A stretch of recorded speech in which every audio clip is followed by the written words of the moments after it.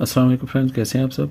Friends, आज इस video में हम ये देखेंगे कि किस तरह हम एक सिंगल बैटरी पावर बैंक बना सकते हैं जिसकी कैपेसिटी 2500 mAh तक हो सकती है, या अगर इससे ज़्यादा mAh की आप बैटरी लेते हैं 3000 mAh 4000 mAh की भी ये बैटरी आती है।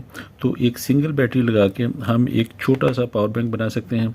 तो इसके लिए कुछ ज़्यादा चीज़ों की ज़रूरत नहीं होती, सिर्फ दो चीज़ें होती हैं। एक तो बैटरी होती है और दूसरा ये पावर बैंक मॉड्यूल होता है। अगर आप ये पावर बैंक मॉड्यूल लगाते हैं तो इसके साथ आप दो बैटरी पैरेलल में भी लगा सकते हैं, तो ये 5000 mAh का पावर बैंक बन सकता है। यहाँ पे इंडिकेटर है, बैटरी लेवल इंडिकेटर भी है, इसमें टाइप सी है और आउटपुट USB है।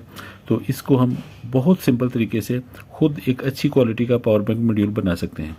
तो इसको आप बना के किसी बॉक्स में फिट भी कर सकते हैं। तो चलिए मैं इसको बनाता हूँ और फिर हम इसको टेस्ट भी करते हैं।